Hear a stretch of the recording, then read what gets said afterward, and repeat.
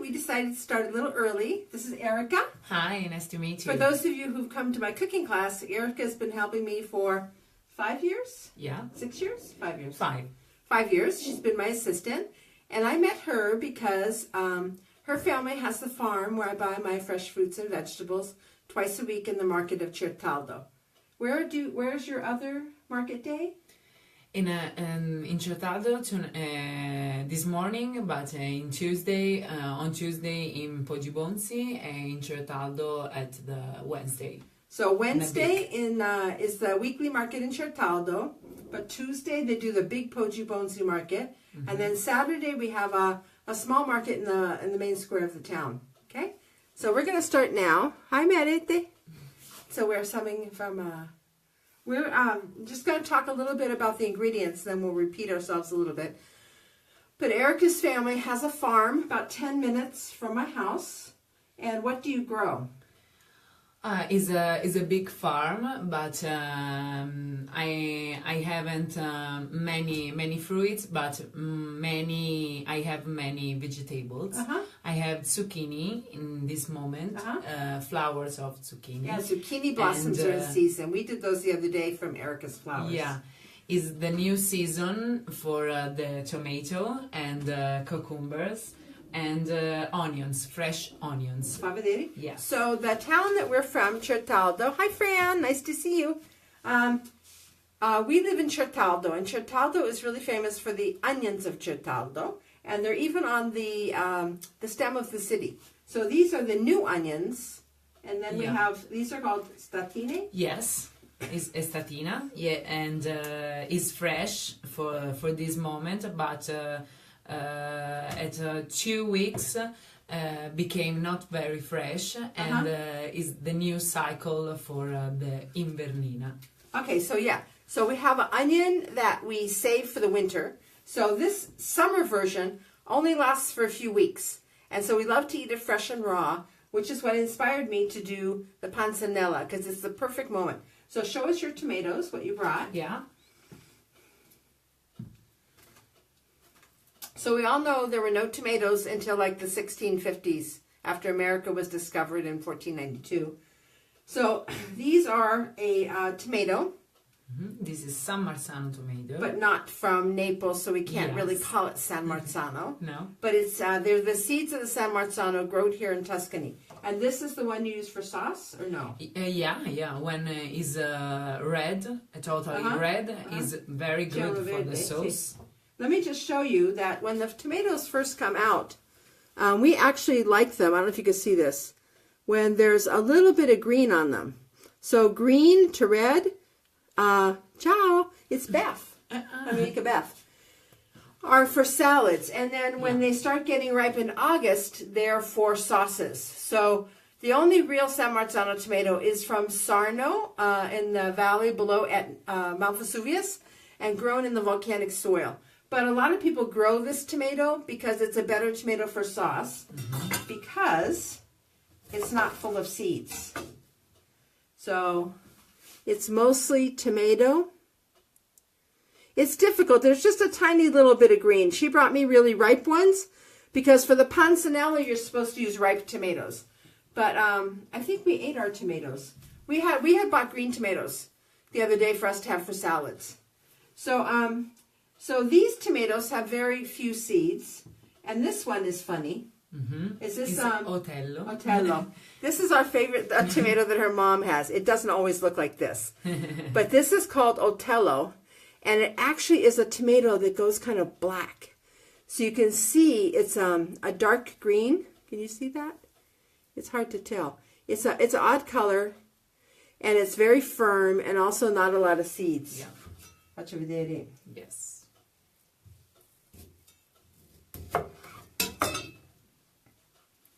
So see how beautiful it is on the inside too? Isn't that pretty? It's great for salads too. Yeah. So we weren't supposed to start for 10 minutes yet, so I thought we'd just keep chit-chatting. Yeah, it's a really juicy tomato, and it's crisp and not mushy. So what we've done is we have, in Tuscany, we have stale bread. Ciao, Robin. So I bought bread a couple of days ago, and then cut it into little cubes Okay, and this is the unsalted Tuscan bread. We decided to do the traditional recipe because I believe you should learn what it really looks like. So when you come here, you're not expecting croutons, okay, in your salad. So these are Erica's cucumbers. Very small still cucumbers with little bumps on them.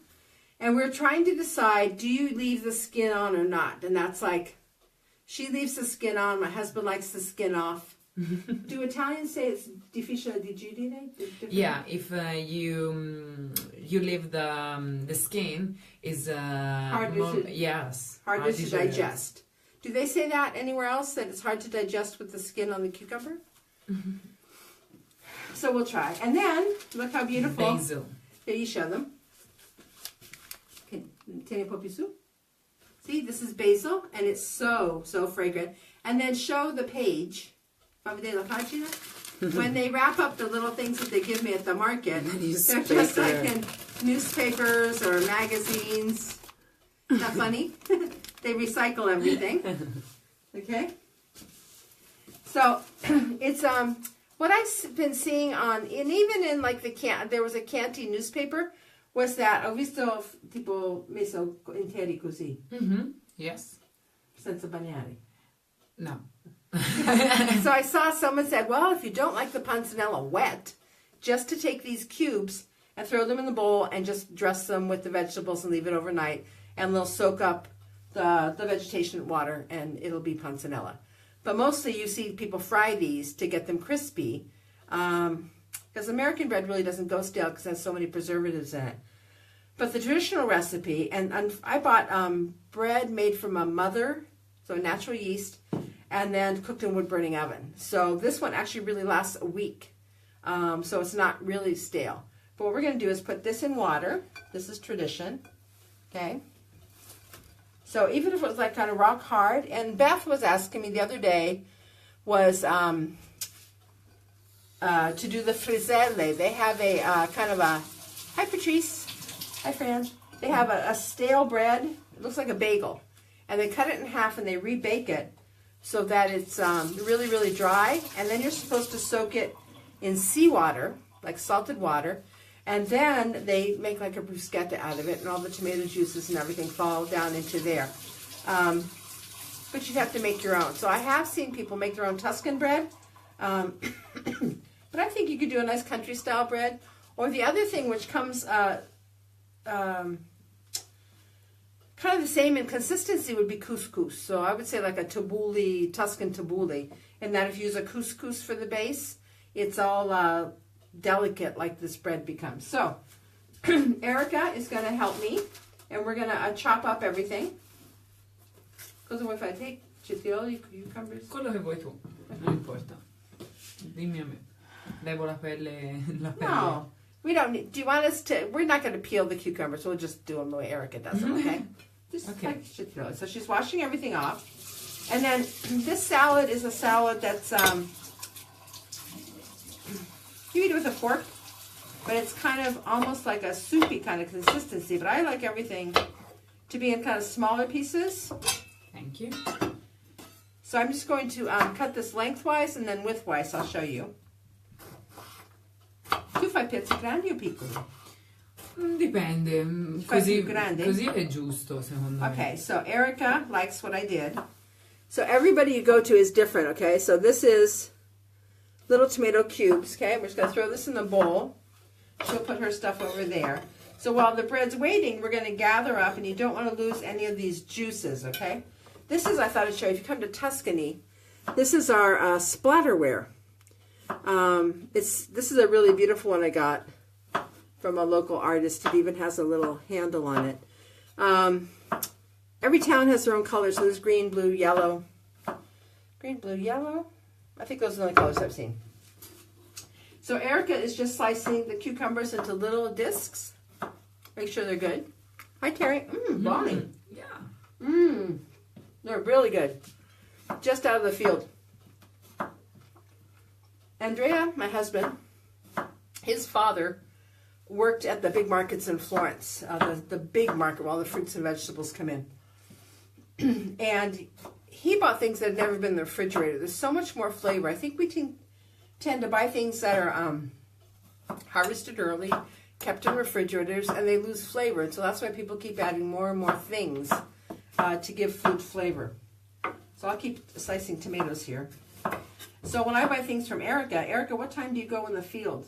At 6 o'clock. 6 o'clock in the morning. So at 9 o'clock when they're at the market, they're still warm from the fields. Yeah. And the flowers, the zucchini blossoms are still open. They're so beautiful. So they're easier to stuff. Of course, that's why, like in America in the markets, it's very hard to find the zucchini blossoms because they don't really travel well. They close up tight really, really easily. Okay, so I'm doing the tomatoes. Erica's doing the cucumbers. And then we were just talking. There's a huge big dinner they have in June in my village at the Boccaccio. So Boccaccio wrote a book called The Decameron. And there's a lot of recipes, of course, related to that. Dobbiamo fare la zuppa di cipolla. So one day we'll do the onion soup. Since the onions here are so famous, we'll do the onion soup. Of course, the Italians all say that they taught the French how to cook. When Catherine de' Medici married a future French king,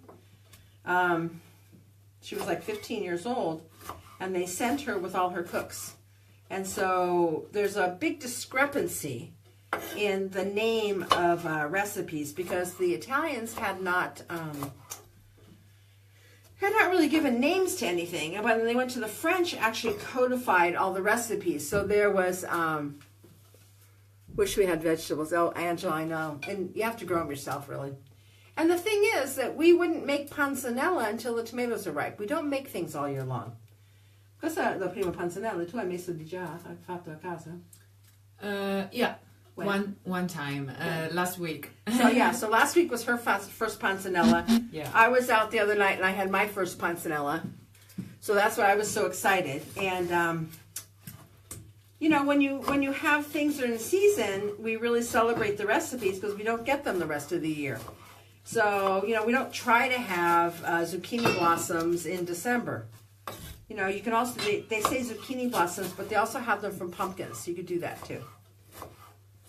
Angela, where's your family from? C'è Angela Santarelli. Yeah, I know. Tu conosci? Yes, I have on Instagram. Oh, you're Instagram friends with Erica too. Hi, Francesca. Well, no, we started early. Erica was here, and I was antsy. I couldn't wait. So Erica is brought all of this fruits and vegetables from the farm, and I'll show you. You can see later, but this is a tomato. It's a funny tomato. It doesn't usually have the baby one on top, but it's called Otello because it kind of turns black. Okay, and look how beautiful and green it is on the inside. Erica, right now, fa vedere? These are the new spring red onions from Certaldo, and in the Slow Food Association, the Certaldo onion is like protected. Yeah. And then here we have stale bread and water. Let me just show you. So we're making Panzanella Tuscan bread salad. So I cut up some like day-old Tuscan bread, okay, and put it in water. Ciao da Angela. And that's going to make this soft and fall apart. And now we're preparing all the vegetables. So I'm doing the first tomatoes, which are really, really lovely.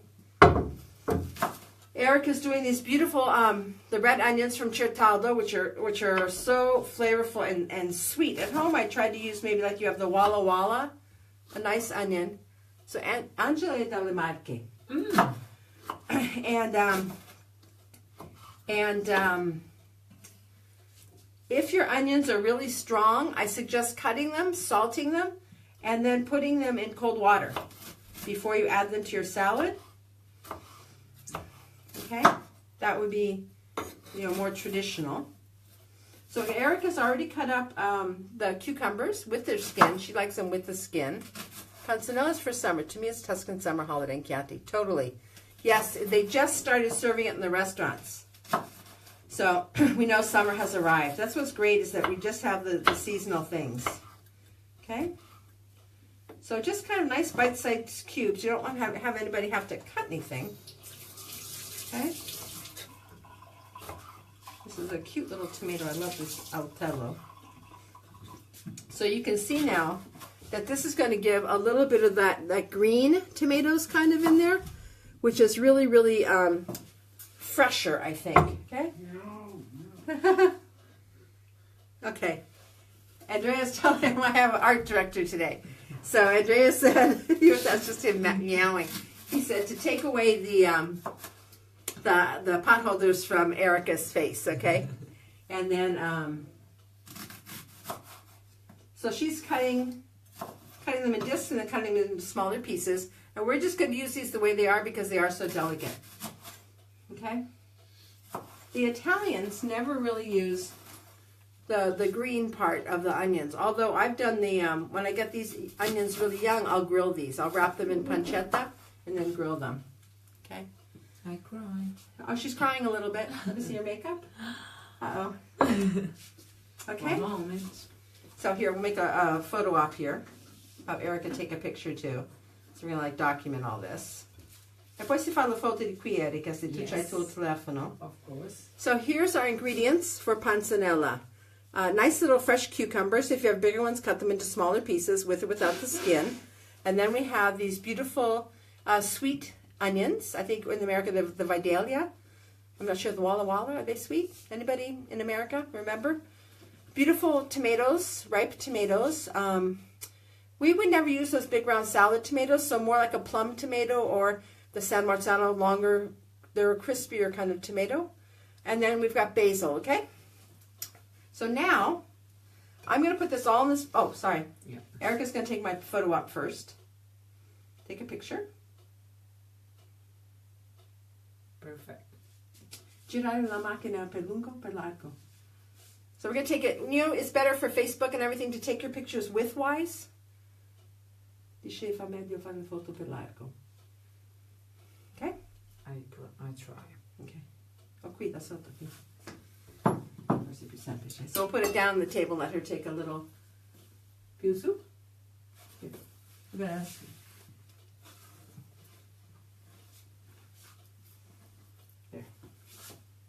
Perfetto. Okay, you'll see that then on Erica's Instagram account or on our Facebook, okay?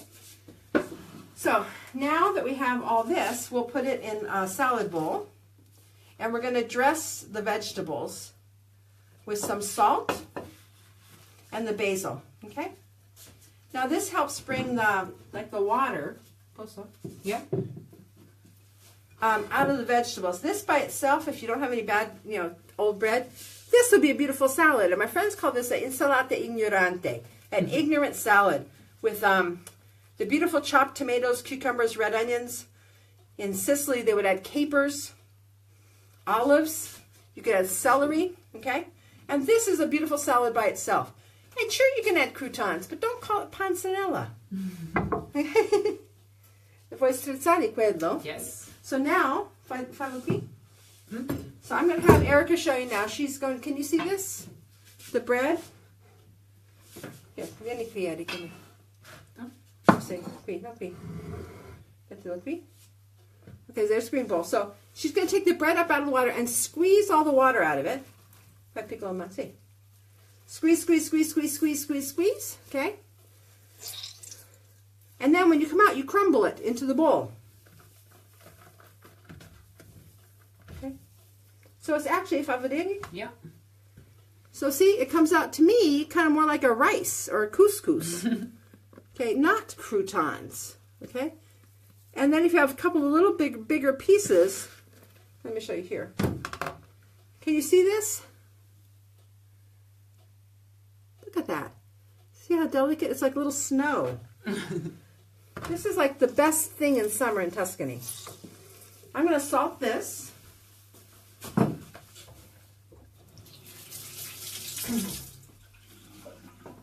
So I'm going to add salt.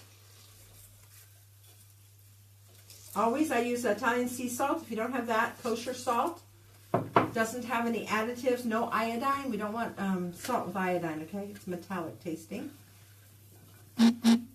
Mixing this all up. And let this sit. C'è un messaggio o qualcosa? Sì, va bene. Ah, ok. Non si risponde. No, ho detto non è che si Sì. spenge. Sì. So we had electricity this week and we're all fine. Hi Bob, nice to see you. Hi Laurie, thanks for coming. This is Erica, my assistant in my cooking class. So she's squeezing the water out of the stale bread. We cut it into cubes and then we put it in the water. And then I'm going to tear up the basil now into the bowl and let that all just kind of sit together. You want like just nice little pieces. And people say that to always tear the basil, don't cut it with a knife. Okay? That a knife can oxidize it. So you can just rip it apart with your fingers. It's all very rustic, okay? Oh God, this basil is so strong. Okay, stai un po' indietro? Yes. Can I tell you a story? The first time I made this, I threw up. Ho vomitato le prime volte che ho fatto. Oh my God. Because I was using an American recipe, like Gourmet Magazine, and I baked my own bread, just to be sure, because I had just moved here and I was just trying to experiment. And so I baked I think at home I baked the bread for the ribollita when I was in America. And here I used Tuscan bread, let it get stale, soaked it, and then used the American recipe for the quantities of basil and olive oil. Well, Italian olive oil is so strong, and the basil here is so strong that as soon as I ate it, I threw up. It was just too much. So you can't always trust recipes because ingredients change from place to place. Okay, so I'm smelling this basil. It is so fresh and so strong. But the bread, our bread doesn't have salt in it, so our bread is a little bit flatter. So it's going to hold up to these flavors. And I just went and got olive oil. Olive oil is so important for us. Extra virgin olive oil. And my olive oil mill was out of olive oil, so I had to go to another wine cooperative. And they still had oil, and we buy 5-liter tins at a time. So I have that. And then vinegar, I have a little bit of my vinegar left for my friend, his homemade vinegar, which is made in the clay pots, which is really good. And then if I don't have that, I have a grocery store vinegar called Ponti, and it's called the Antique Aromas. And this is a nice, strong, flavorful vinegar, which is really important. The acidity is 7%. And the acidity in this is really, really, really important. The best vinegar you can buy of a table vinegar, I think apple cider vinegar might be closer to Italian wine vinegar. Some of that Italian wine vinegar I bought in America was horrible, just horrible. I think all the things that came over in the old days, that first stuff, they were just kind of, desperate, and it's not really high quality. So the salad's only going to be as good as your ingredients are. So we're going to make this, show you this bigger bowl now. This is another beautiful splatterware pot. See how this is a deeper kind of bluish green? That's really pretty. So when Erica finishes, quando hai finito, poi si mette, si sposta tutto a sinistra. We'll start assembling the salad. Grazie Erika, da Francesca. Francesca abitava a Firenze. Ah. Francesca, where did you live in Florence? What area? My husband's from San Frediano. I lived by the San Lorenzo market. Mm-hmm. We first met and lived in Via Ghibellina. Okay. I think when people go to at the sea now, they're making a fish panzanella, and they're adding little pieces of fish to this. Ciao, Lucy. Yeah, Lucy lives in France. Lucy Vanel lives in France and teaches cooking in France. Chocolate chip cookies across the United States change because of the ingredients. Ciao, Dina. Facciamo la panzanella with Erica. Ciao. Okay, so we have all this beautiful, let me just show you again, delicate crumbled bread, okay? And all the water's been taken out of, Via Verde, fabulous. You lived right around the corner from you. At the beginning, I lived on Via Ghibellina, okay? So this is beautiful. And then these are cucumbers, red onions, basil, and tomatoes, okay? And we just salted them, so they're going to have some of their water coming out of it. And normally, what some people suggest to do is to just lay all the vegetables on top and then really salt them. And let the water come down and to let that marinate the bread from the top. But I think our bread was perfect, so it's not really dry. So we're going to add this. Beautiful. This is just... It's summer. It's summer in a bowl. Right down in gelatina. Yeah. So we'll let her mix that first. You know, one thing from the cooking school, you guys, is that Eric and I are a team. And cooking by yourself can be so horrible. It's nice to have somebody help you. And then you could cook together and then split everything. Get doggy bags. Yeah. It's like making ragu or something like that, soups. Cook together. Okay, so now that the bread is unsalted, I'm going to add some more salt to this. And again, don't watch how much salt I'm doing because your bread will taste differently. And you'll salt it differently. Okay, and then we're going to add vinegar. And I love the vinegar in this. Usually when they serve it at the table in a restaurant, they'll let you do the vinegar and more oil by yourself at the end. So they'll do a little bit. Girardi? Yeah. So they'll serve you panzanella, and if you go to taste it and it tastes horrible, it's because it needs more salt, more oil, and more vinegar, and you have to do that yourself. Because everybody has their own kind of taste buds. This is gorgeous. Que bello. And look how quickly it goes together, even if I was by myself. And be generous with the oil. We love oil. Okay? Maybe that was like a half a cup, but this is probably salad for like 6 people. The same persona. Yeah. Yes. Because he's an appetizer. Vou aproveitar com os passagiari.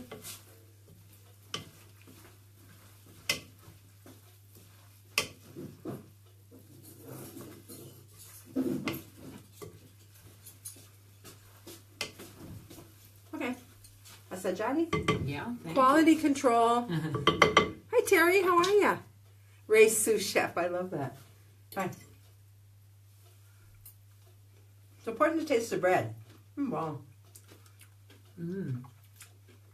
Bye-bye. Beautiful. Yeah. For me, it's beautiful. We got it on the first try. It's really, really good. Yeah. Caballo.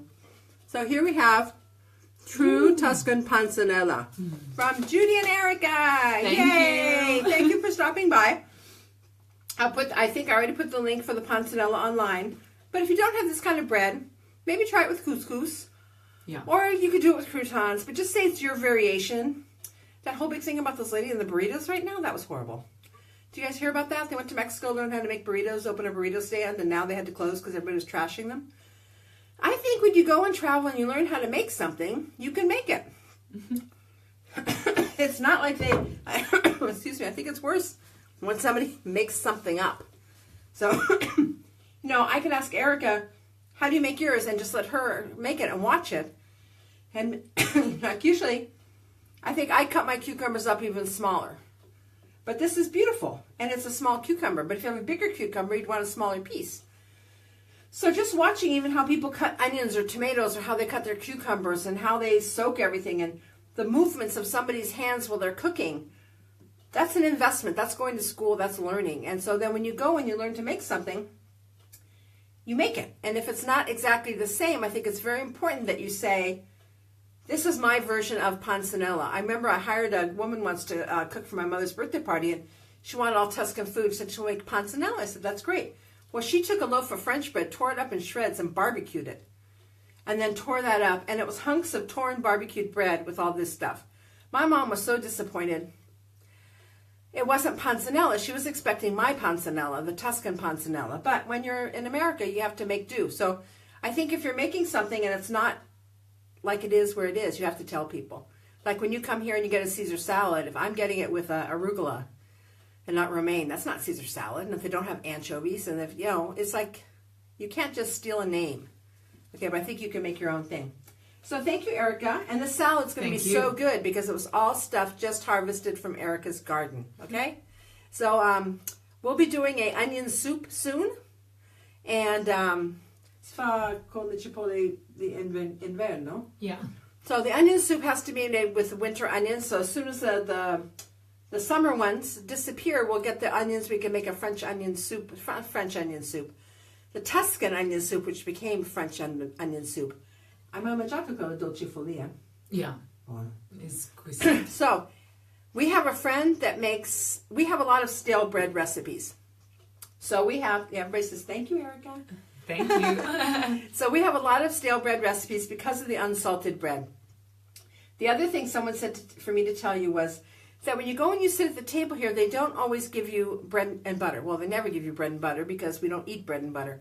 We don't eat bread before we have our meal. If you want bread, you would get a piece of bread, bruschetta. Yeah. They toast it, rub it with garlic and olive oil, and you pay for it. That's an appetizer. They usually don't bring you your bread until after you've had pasta to maybe clean the bowl, right? The scarpetta, Yes. the little shoe. The scarpetta. Or sometimes you wouldn't even have bread and pasta. You would have your bread with your main course.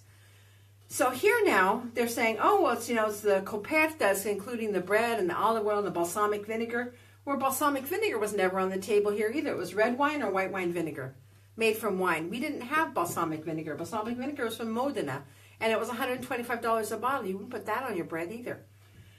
So I think, the regional cooking is so special. And we have papa pomodoro. So we have a tomato and bread soup, and that'll be showing up now with the summer because we'll use fresh tomatoes for that or canned. Panzanella. Yeah. La ribollita, the reboiled minestrone with bread in winter. Poi. And also bread soup, which is just minestrone layered with bread.